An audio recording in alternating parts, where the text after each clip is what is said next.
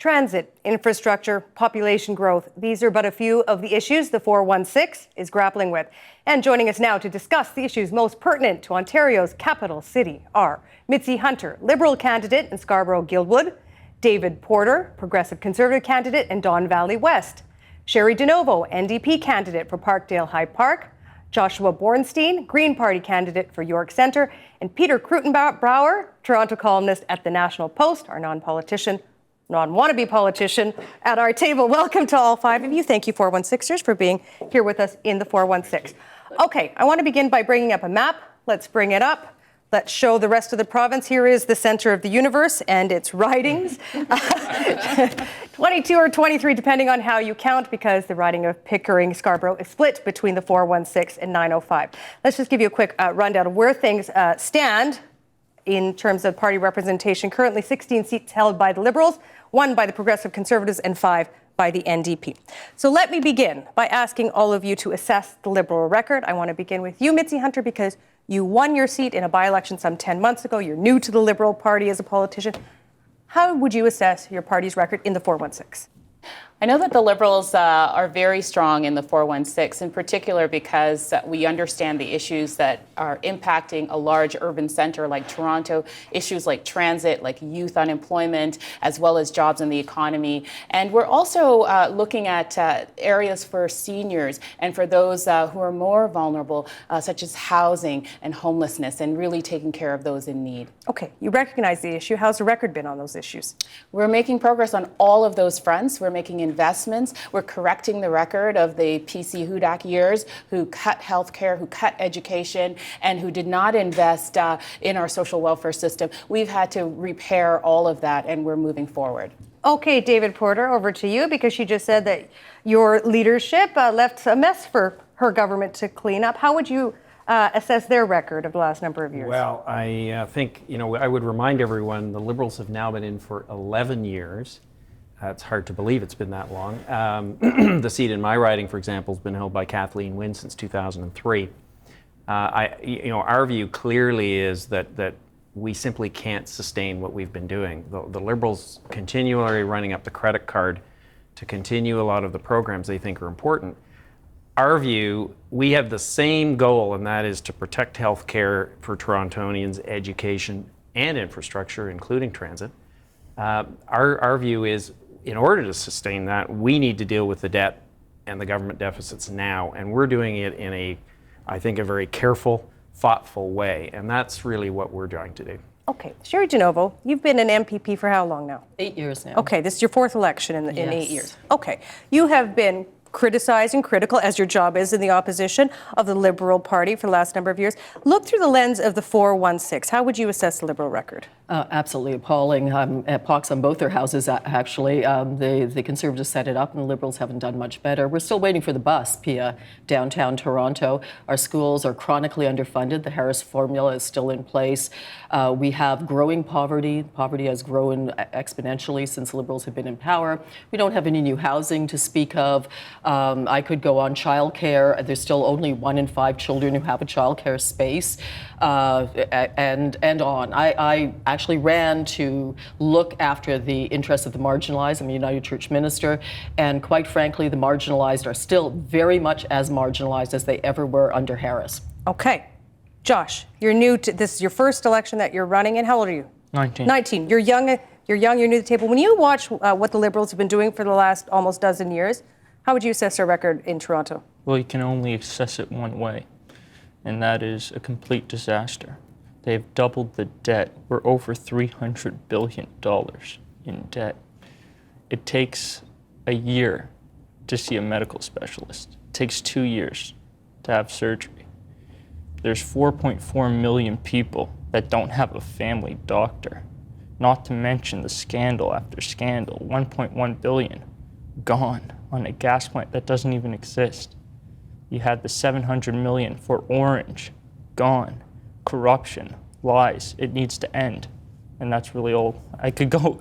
I could go as my fellow panelist was into further detail, but the viewer is well aware. Okay, we're going to get into the details. Peter, let me come to you as the independent watcher at the table. You've heard what the four have said. How would you assess the Liberal record of the last almost dozen years? You know what? I'm a little bit. I tend to see partly the glass half full. I would say that I go along with the fact that I would say the schools are reasonably good. I consider the healthcare system to be reasonably good. When you come to more municipal issues, which we're trying to talk about here, I would say that with almost a dozen years under their belt in terms of improving, for example, just one big thing would be transit, I don't think we've really seen a remarkable, they had couple majority governments, a real opportunity to do big things, and they created Metrolinks. We'll get to that later, but I would say that you can't line it up and say they really were courageous and they really turned it around. They didn't do that. Okay, you guys have been, except for you, the exception of you, Peter, have been out on the hustings we're almost near the end of the campaign, for several weeks now. So I want to go around the table. Let me start with you, David, on this one. When you're door knocking in your riding, you knock the door, you say, "Hi, I'm David Porter. I'm running for the Progressive Conservatives in your riding." What's important to you? What's the answer you get? I would say it's probably covered about three things. Jobs in the economy certainly is a big issue for most people. Transit, also a big issue, and energy costs. Those are there are other clearly important issues, and I don't think anybody's going to dismiss healthcare and education, but those are the really big issues that I'm hearing at the door. And that's where let's face it, a lot of people are saying, we seem to have had nothing but noise around the transit issue. We have not had cooperation with the City of Toronto. It doesn't seem to have worked well. That's why we're proposing, that the province control the rail and the major highways. And I think it makes a lot of sense and it'll work well. But we do need a more coordinated approach. Energy costs, everybody. I'm blown away at my energy costs. So it really is a problem for people, and it's hitting them hard. And I think on the jobs point, everybody's been talking jobs to the point where I think the viewer's probably getting a little bit blown away. But I will say, I know what we're really hearing is not only currently what the unemployment rate is in Toronto, but which is higher than the provincial average, but also the fact that people are a little worried about the future, right? And I know I worry about that, but my kids, I hear this, and this is people of all different political alliances, right? It's just, those are the things that really seem to hit home. Okay, we're going to talk about some of those issues, transit, young people coming up. Mitzi, when you're in Scarborough-Guildwood, knocking on doors on the hustings, introducing yourself to people, what are you hearing from them in terms of what are their issues for that riding? Yeah, I have a diverse riding, and it's a good microcosm for the whole city. And absolutely, jobs in the economy is the number one concern. And I think that people are afraid of what the PCs have tabled, and that's cuts, 100,000 jobs right off the top. And people are concerned about that, so they're fearful. People are also very, very much concerned about the things that matter to them. So whether it's education, I have a lot of families in my riding of Scarborough-Guildwood, and families want to see full-day kindergarten continue. They don't want that cut. I talked to a student yesterday who really relies on that 30% off tuition so that she can, pursue higher education. She doesn't want to see that cut. So those are some of the issues. I also have a lot of seniors in my riding, and they talk about home care and community care and how that allows them to stay in their homes for as long as possible where they can live well. And we need to ensure that we respect the contributions of our seniors. Okay, Josh, what are you hearing? Okay, my riding has a huge immigrant population. These are people from all over the world, Israel, Russia, the Middle East, everywhere. And they come here with experience, professional experience. They have degrees and certificates from universities in their country of origin. And then they come to Canada and the government fails to recognize their certifications and degrees. And then they're working as cab drivers, as janitors. So this is a serious problem. As I said in the intro, 4.4 million don't have a family doctor. If we recognize their degrees, we could improve the amount of doctors because there's a lot of doctors. And so what Ontario has to do is implement a standardization regime where we can facilitate recognizing these certificates and implement them and streamline them. and this is what needs to be done. It will create jobs and it will reduce the stress on our healthcare system. Okay, I don't think it's 4.4 million. I think it's less than a million is where we're sitting right now. But anyway, you make the point that people are waiting for healthcare. Sherry Genova, when you knock on doors in your riding, which happens to be my riding in full transparency, what are you hearing? Well, just to Mitzi's point, Steve Paikin actually tweeted out today that not only the Conservatives are planning on cutting public sector service jobs, but also the Liberals are. If you read Smokey Thomas and OPSU, you'll see that about $14 billion is coming out to balance the budget, and it's coming out of jobs, and that's pretty clear. So jobs are important, but they're local issues too. For example, right behind where you live, Pia, cancer trains, air rail link, we want that electrified. We want it to be a mode of transportation for the people who live along that track, a relief line, as it were. Environmental Commissioner says it's possible and we should do it. Liberal government says no. And the Ontario Municipal Board, getting the Ontario Municipal Board off our backs in Toronto where planning is concerned. We have developers who leapfrog over community concerns, leapfrog over Toronto planning, go right to the OMB and win. We don't want a condo canyon on Bloor Street. We don't want a wall of condos down on the lakeshore blocking the lake from our use in Parkdale High Park. So those are local issues, but jobs in the economy for sure. There are over 9 people now for every available job, and we've lost 100,000 manufacturing jobs. It's actually 900,000 Ontarians who are waiting for a family doctor.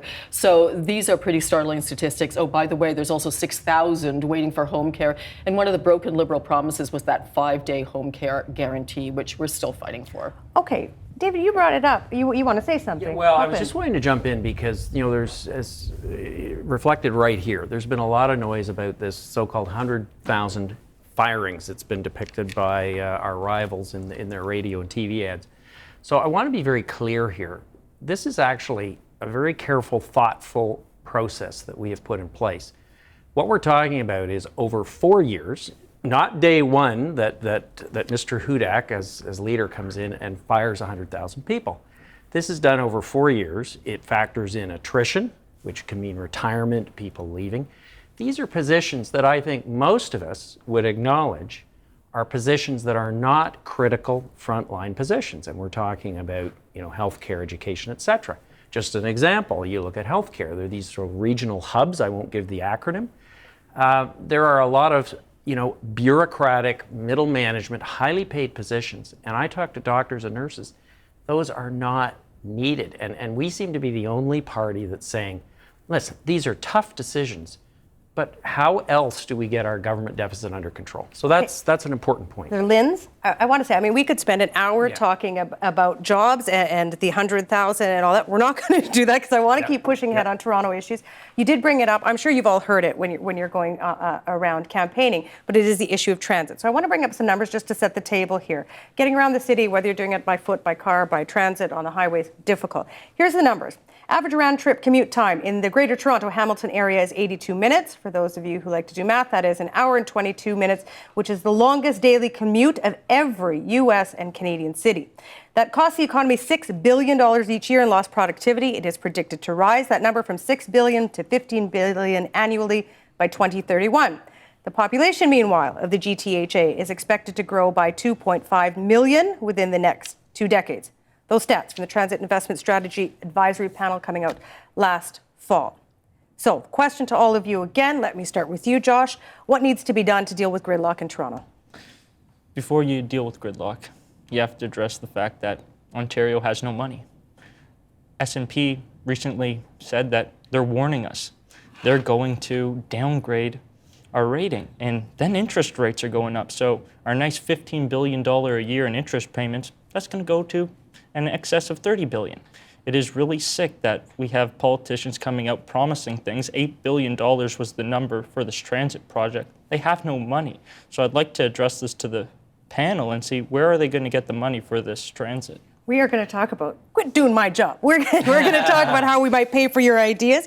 But Sherry, let me come to you next on this. How do we deal with the troubles, the challenges of transit and transportation in Toronto? Well, absolutely. The backstory on this, of course, is that in 11 years, nothing much has happened, that we're still waiting for the bus.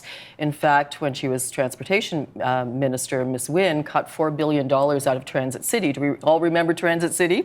And there were ads. That was under David Miller. Otherwise, Transit City would have gone ahead at that that point. So here we are, we're still fighting about it. They're a room full of transit plans. What do we have to do? Shovel in the ground. We need a relief line as soon as possible. We need to electrify that air rail link I was just talking about and make that a relief line. We need buses. Olivia Chow's talked about this. We need buses on the road. That's a simple, fast fix. We need money into the transit system. How do we get it? We can talk about after with Josh, but it's absolutely critical. I mean, we're so far behind now. We used to be number one in North America. Now we're one of the worst. And by the way, our fare recovery is one of the worst in all of the 35 major cities. So you're paying more and getting less in Toronto. Mitzi, Sherry makes the point that the Premier, the leader of your party, was once transportation minister. She said she didn't do a very good job on that file. And I mean, what is your party's plan now to deal with gridlock 2014? Our Premier is the only leader that is really standing up for investments in transit and infrastructure that has what does that mean, standing up? A fully costed plan. We have a $29 billion fund that we've put together for infrastructure in transit across this province, $15 billion of that right here in the Greater Toronto and Hamilton area, because it's actually a system and a network of transit that we need so that people can get from home to work, to places of worship, to places of play. And that's what we need. We're actually building transit right now. We have the Eglinton Crosstown, which is tunneling away. We know that. We've seen that project. It's underway. We also have expanded subway, extending that Spadina subway up north. So there are transit projects underway. We know the Union Pearson Express Rail is getting set to open very, very soon.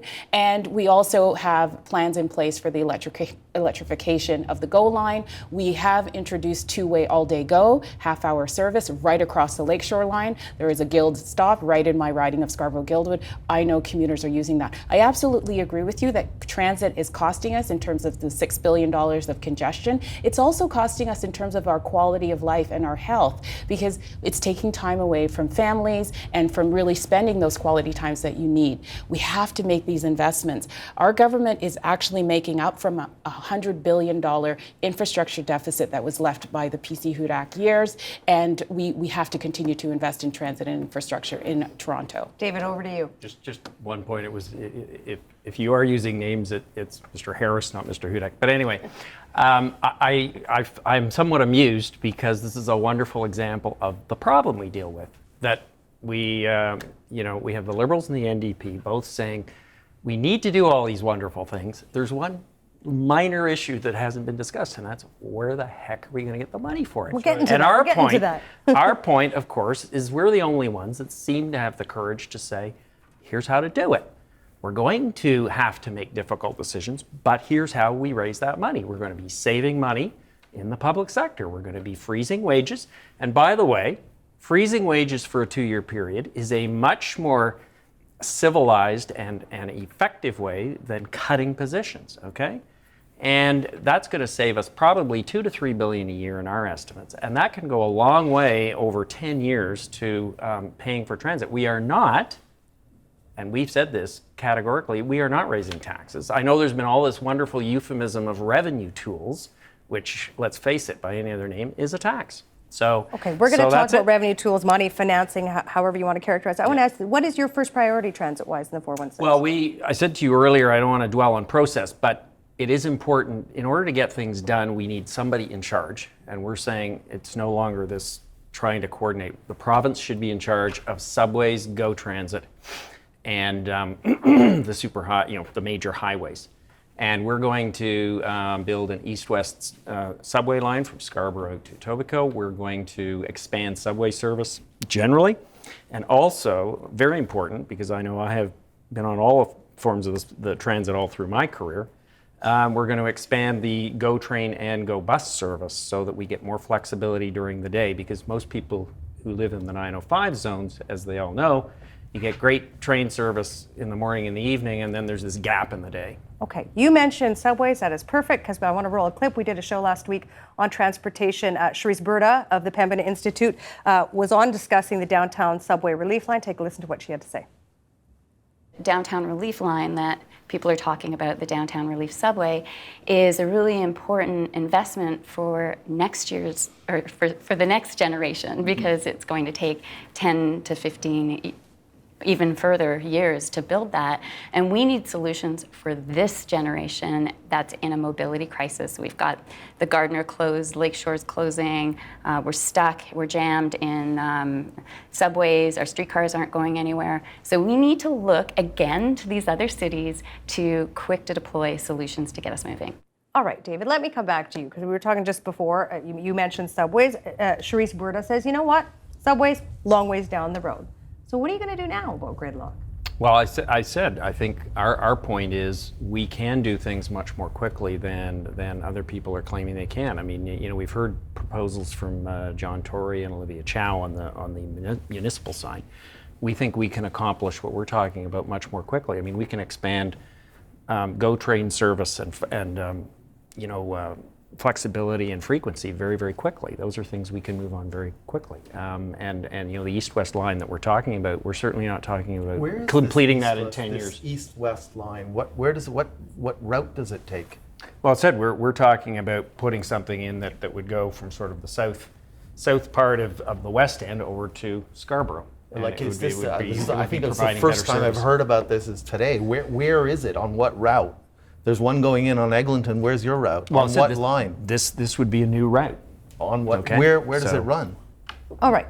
One thing we haven't spoken about is, and it would be a very quick fix, just to her point, and that's putting money into bike infrastructure. We need more people on bikes, but they're not on their bikes because it's dangerous and you get hurt. So we need, what we're saying is $5 million a year at least to put into bike infrastructure. That's a very quick fix. I've talked about the buses, that's a very quick fix. But it's interesting because it was under the Tories. We used to, of course, look after transit provincially, and 50% of the operating costs of the TTC was provincial. Tories got rid of that. So it's interesting to see that they're coming around now and saying that they'll, upload the cost to the provincial level. It's news to me, but that's a good thing. And then certainly we have proposed that as well. But buses, bicycle infrastructure immediately, and get busy on these. And by the way, the air rail link should also be a relief line. It should stop along the way. It could stop along the way, and that's almost ready, as Mitzi has said. Why don't we make that a transportation route?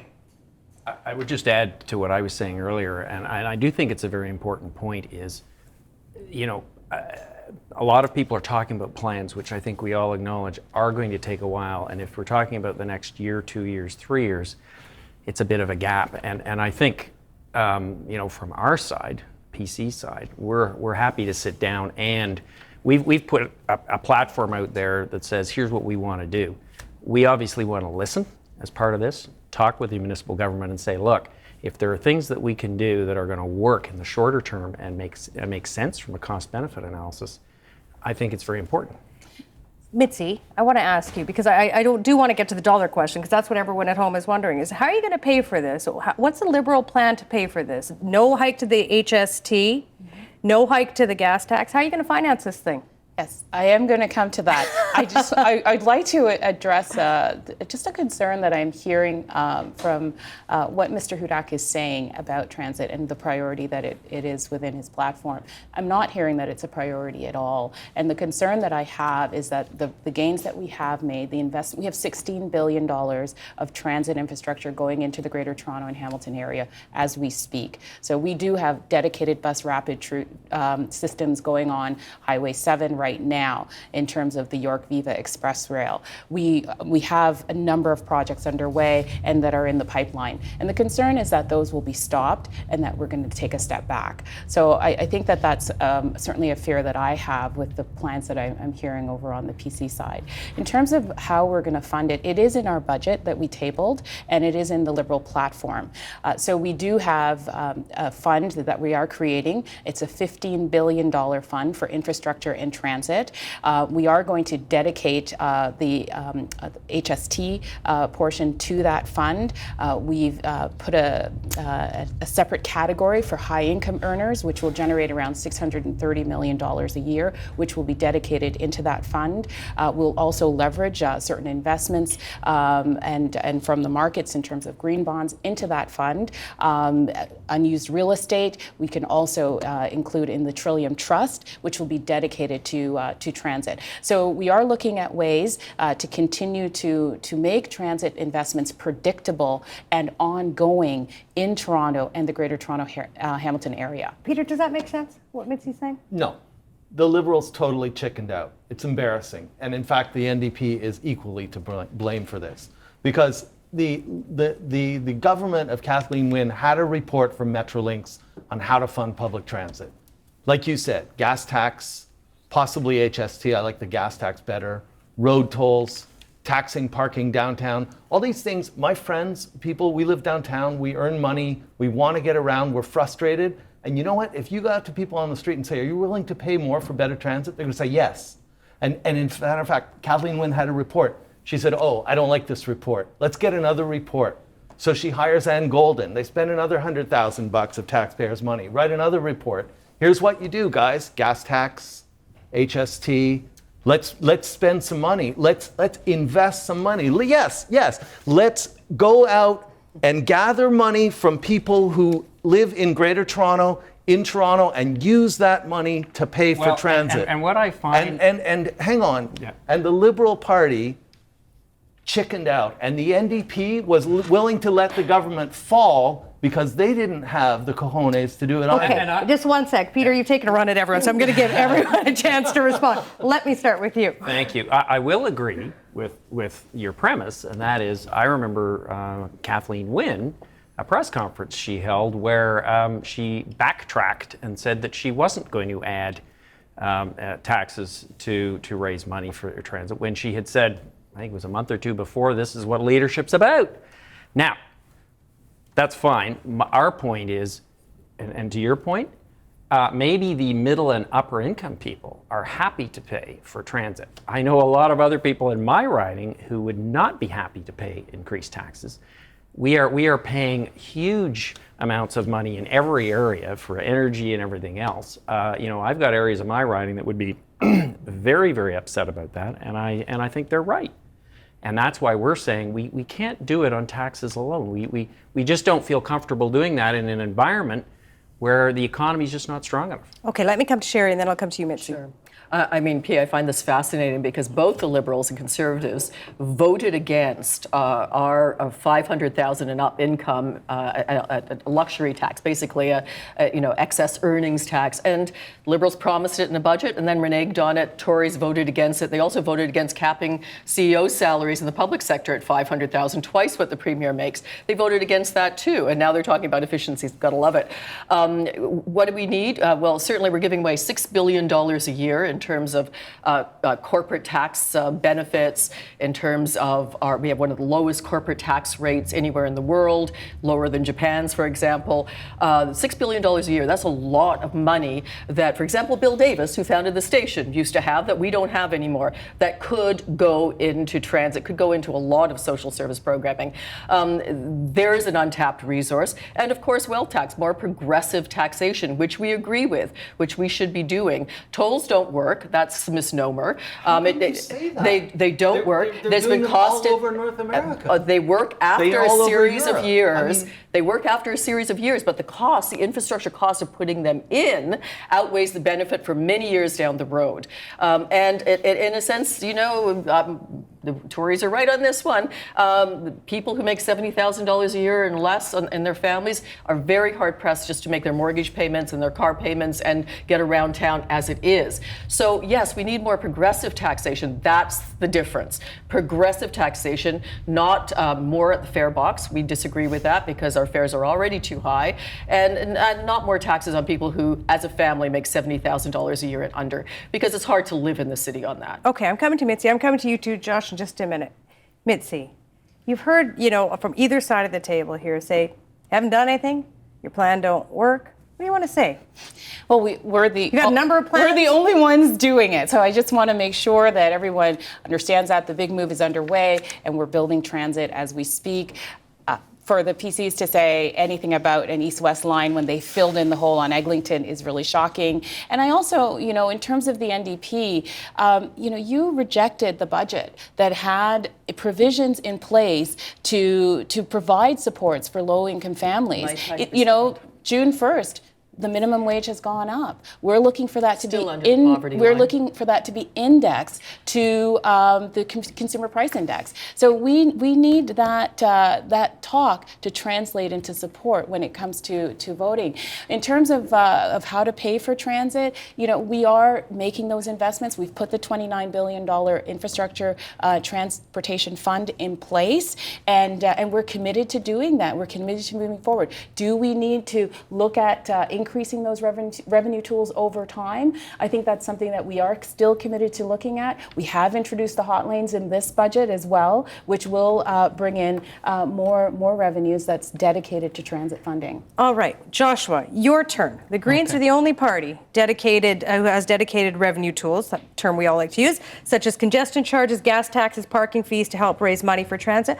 Why is that a reasonable request of taxpayers or citizens, however you want to call them these days? Yes, We all have but different it's terms. more than that. It's disingenuous to say to the viewer at home that this problem can be fixed by either raising taxes or finding efficiencies. That's not the problem. The problem is that the monetary system itself is a fraudulent system. It's designed so that when we borrow money, we can never tax enough back to pay the full amount borrowed, which requires us to borrow new loans to pay back the old loans.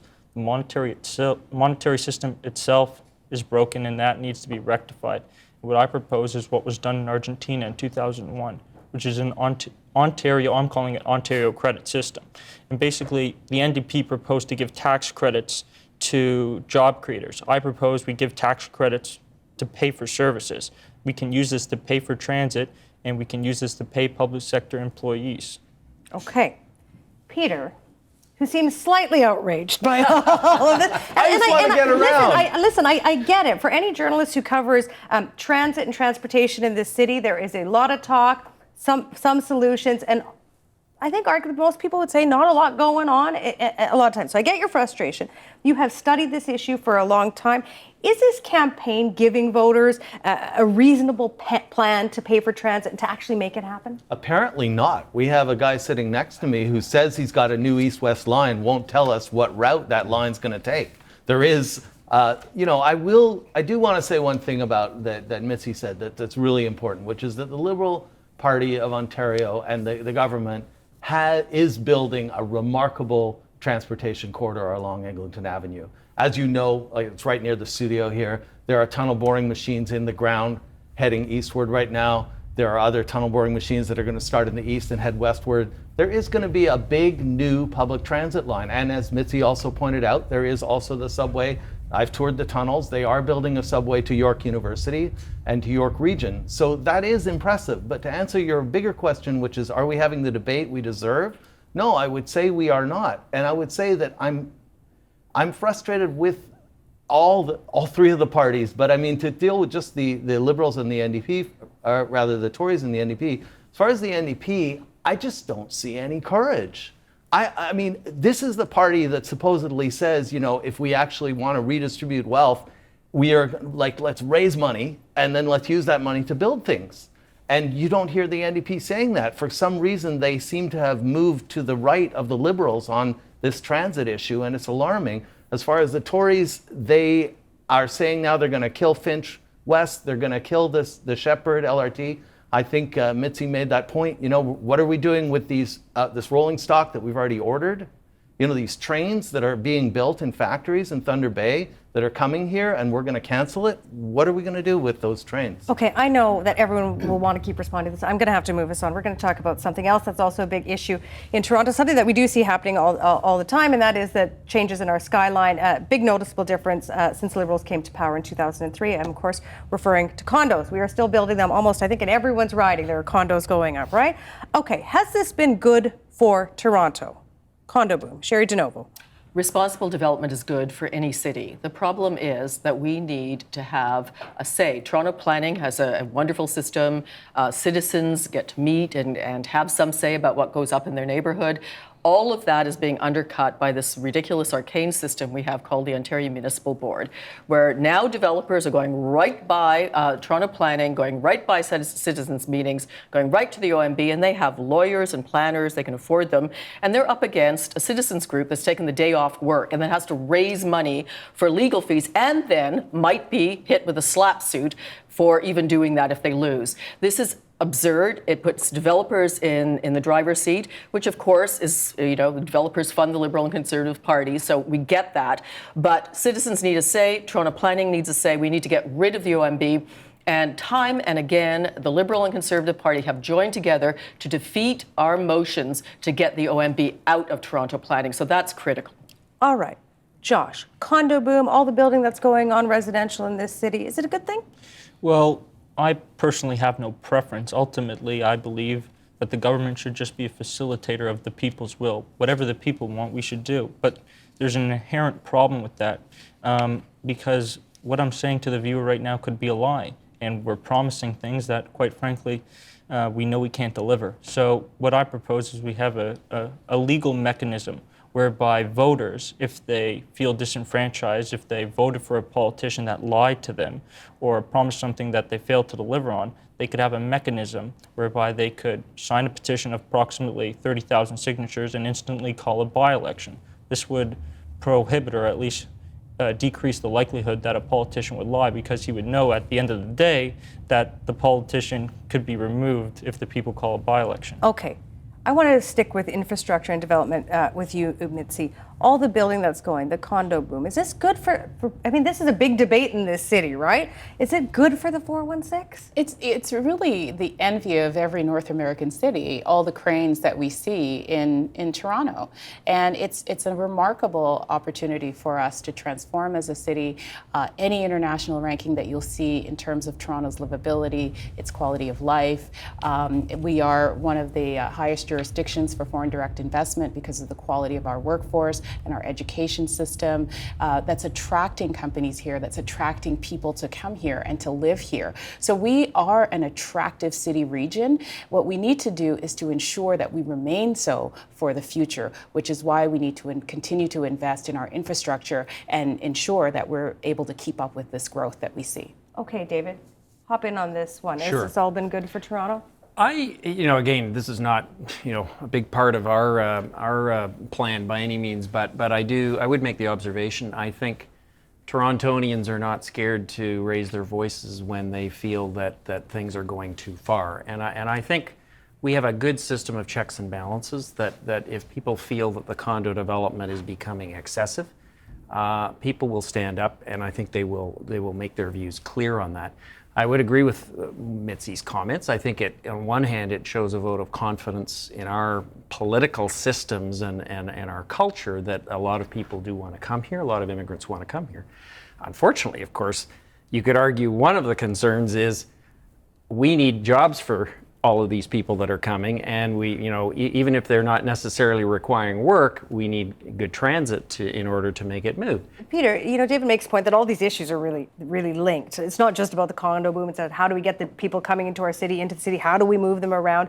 How can the province, no matter who forms the government, how can it meet the infrastructure needs that the condo boom has brought to this city? Well, good question. I do want to, a couple things I want to say. First of all, I really agree wholeheartedly with Sherry on this about the Ontario Municipal Board. I think it has emasculated the planners and the citizens of Toronto. And it is something that is pernicious and that does not help to have a reasonably planned city. We have city planners who write reports and then the developers just build whatever they want anyway, One thing I think the Liberal Party should take credit for, and I noticed my friend Mitzi didn't mention it, but Liberals put in the Greenbelt, and the Greenbelt is really largely to the credit goes to Dalton McGuinty and the Liberals for putting that 1 million hectares, protecting it from development, and as a result, we have less sprawl and more intensification. I think that that's a good thing. But we're losing 24,000 acres of farmland a year to urban sprawl. That's the simple fact. So despite the rhetoric and despite the spin of the Greenbelt, the actual reality is we are losing farmland every single year to urban sprawl. There's no question about that. And that is documented. And that's why the Environmental Commissioner has, attacked really the current government on that. So just to put that out there, the Greenbelt sounds nice on paper, but the simple reality is it's not working to do what it should do. I don't know whether your numbers are accurate, but really quickly, I would say, to answer your question, how does the province handle it? I mean, they have the Places to Grow Act, right? And that sounds good on paper, using your phrase, but in reality, I wish the province of Ontario would say, if you're going to build a new suburb in Brampton, you have to have a GO train line to that suburb. You have to have bike paths in that suburb. You have to invest in those public transit and other forms of mobility infrastructure as part of that. Because the different municipalities are at war with each other for development, so they do it as cheap as possible. It's the province that has to be in charge of planning this. And condo owners' rights is something that we haven't talked about. The Condo Act has not been updated since 1985, and condo owners really have less rights than tenants have right now, which is not great in Ontario. And again, they have to take developers to court if something goes wrong structurally where they're building. They're caught between a rock and a hard place, because if they do, their unit price goes down. So we really need a new structure. We need to update the Condo Act to protect condo owners, and condo owners know this. And they're frightened of it. We need licensing, for example, for property managers and condo managers. So there's a whole host of things we need to do for the Sherry, owners. you know very well that those are things that are actively right now being handled and being put forward. And if we were not in a situation where we're in an election, we would continue to move forward on all of those provisions, including updating the Condo Act. Of the 8 promises you made in the last 2 budget cycles, maybe we wouldn't be in an election. And also under criminal investigation, I might mention for the gas plant scandal, but we won't go there. Suffice to say, I think you just did. 11 years later, condo owners don't have any more rights than they did 11 years ago. 11 years later, we still have the OMB. So here we are. Okay, we have under 15 minutes left. I have a lot I want to get to. We're not going to get to everything, but I do want to talk about social housing in the city, because it is a big issue.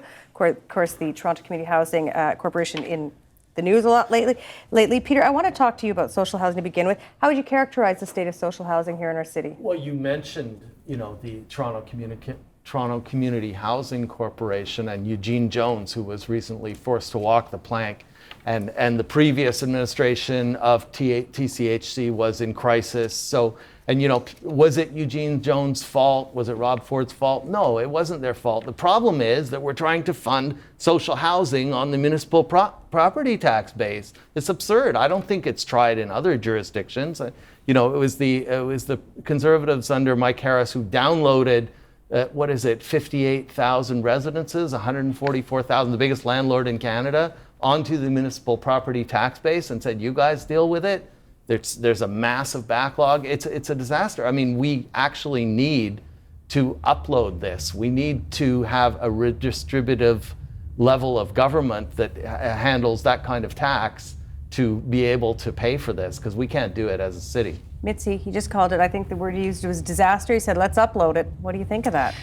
Well, definitely we need to address the concerns in social housing. 6% of our population live in social housing in Toronto, and really the waiting list is somewhere like between $70,000 and $90,000. Yeah, 100. I believe it's over 100,000 families and individuals that are waiting for affordable housing, which means that people are spending more than 30% of their income on shelter. So it is a big issue.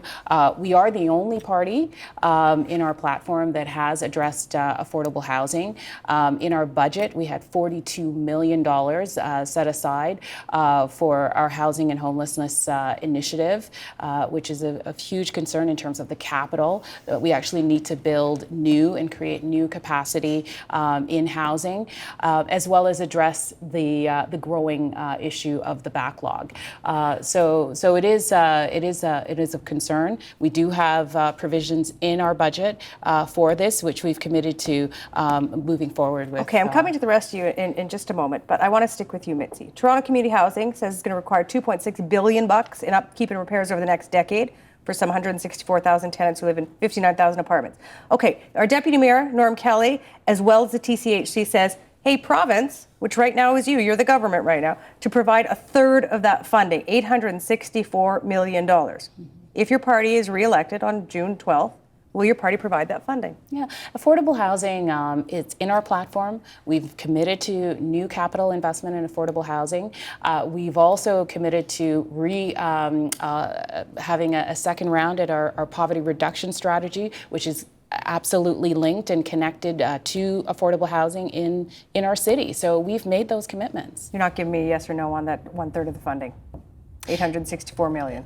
It's an area that we've invested in. If you look at our record, we've continued to invest in housing to clean up the mess that was made by the Harris government in terms of the underfunding of affordable housing. And in fact, I want to address a comment that Sherry made earlier, that more people are in poverty. That is simply not true. Our poverty reduction strategy is working. No, we have, in fact, lifted 46,000 children out of poverty. We, in our budget that you've rejected, had an additional $100 for our Ontario Child Tax Benefit, which the PCs have committed to ending and to not moving forward with. How we can do those things for people in need in our communities and in a city like Toronto that really has a need for investments in our social infrastructure. Okay, Sherry and then David. Sherry, go ahead. I mean, food bank usage has never been higher. Poverty rates have never been higher since the Great Depression. We have 150,000 families waiting for affordable housing. Couldn't agree with Peter more. It needs to be uploaded to the province. It once was. And simple things. I introduced an inclusionary zoning bill. It would change the Planning Act so that without one tax dollar being spent, municipalities could require of developers that say they set aside 10% of, say, rent own or something. This is done all over the world.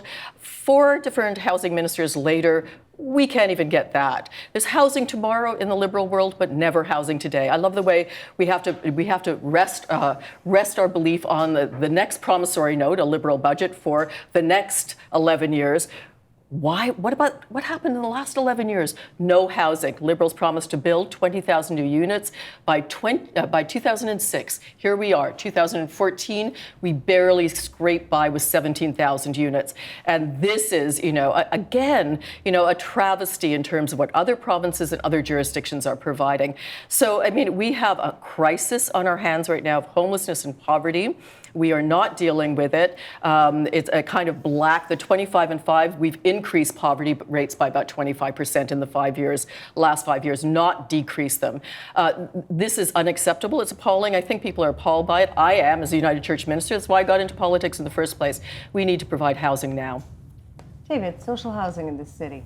Well, we, as I'm sure most of our viewers know, do take a different approach to this. Number one, it is, in our view, more of a municipal responsibility.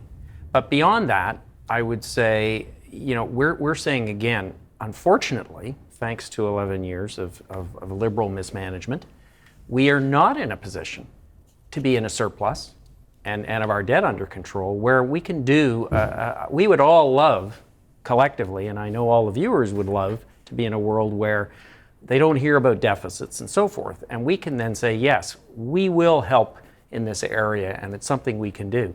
The way we want to help is arguably indirectly, but it is very meaningful and arguably, in our view, more powerful, and that is we improve the overall economy, we're creating more work, and we're taking people out of poverty that way, which in a long term is a more effective solution. I just want to say that this is really fundamentally where we differ and where the people of Ontario will have a choice to make on June the 12th. We have to have a measured approach. We have to make those right investments, absolutely, to create jobs and give people a livelihood and an opportunity to participate to their fullest potential. But the bottom line is that people need assistance. Those that are most vulnerable, people with disabilities. We have $810 million we're investing for people with disabilities to end those wait lists. We have supports in place for the most vulnerable citizens in our city, and we have to ensure that we have that balance. Well, Mitzi, my response to that would be, you've had 11 years. I go to the door and I know people are quite surprised in my writing that Kathleen Wynne has been there for 11 years. And, I'm my NDP colleague across the way here is saying, guess what? This is not really working very well. And I'm sorry, you've had your opportunity. We're saying this is an important time. We do need to go in a new direction. And our approach, we are very confident, is going to work very well for Ontario. All right. We've all touched on this, and this is, the provincial government does not work on its own. On many issues, it has to work with our municipal government. Of course, we are in a unofficial official campaign in the city as well. October will be the vote.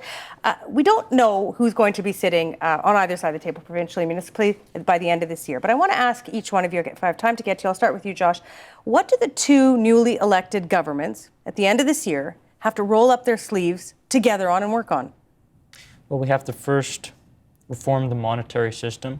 We have to either borrow directly from the Bank of Canada as opposed to borrowing interest-bearing loans from corporate banks that will forever keep us in debt and forever increase the poverty rate, forever increase the need for increased taxes, and just basically keep going and going and going until eventually we either declare bankruptcy or we have to take a contingency loan and implement austerity measures. And number two, we have to implement a real accountable system of government where the people have legal recourse as opposed to betting on who's going to make the biggest promises that, of course, are all lies, and then wait 4 years until they can vote somebody else in who will lie to them even more. All right, Mitzi, the relationship between Queen's Park and the city have been challenging, let's say, for the past year, given what's been going on in our city.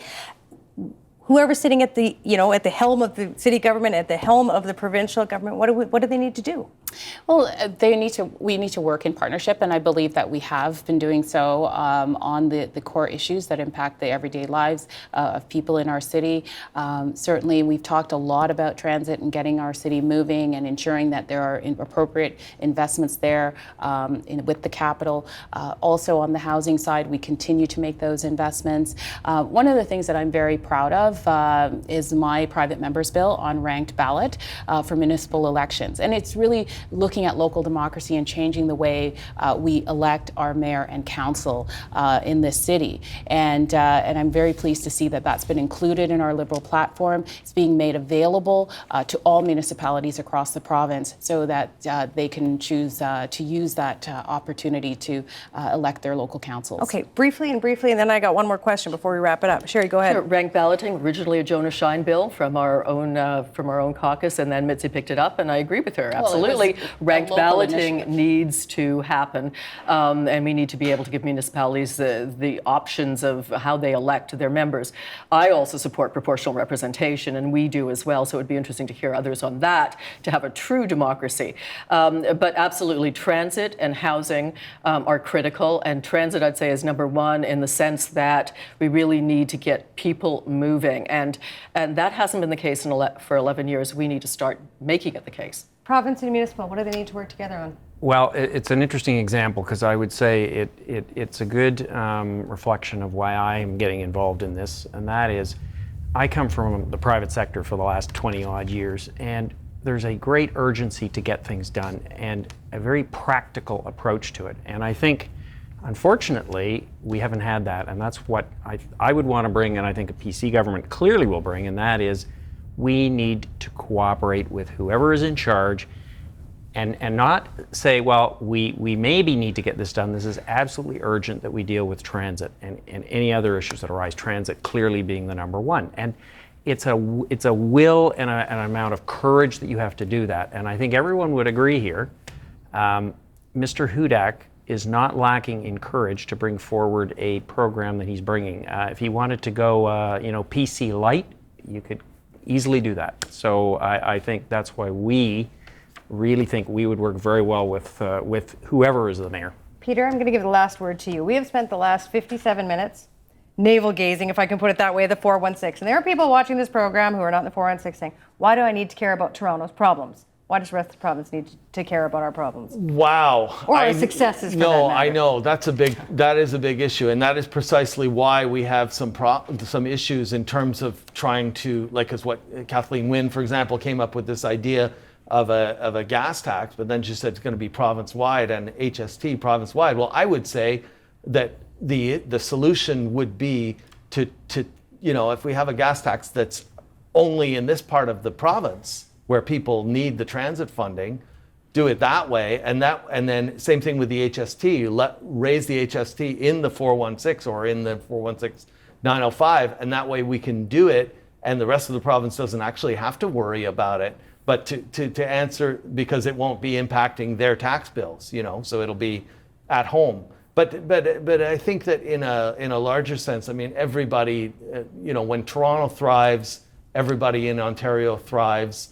This is the motor of Canada, the economic motor of Canada.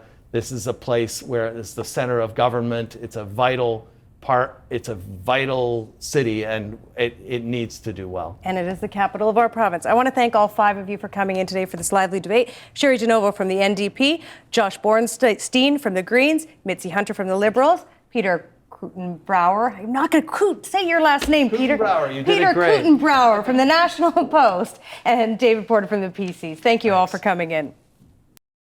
Support Ontario's public television. Donate at tvo.org.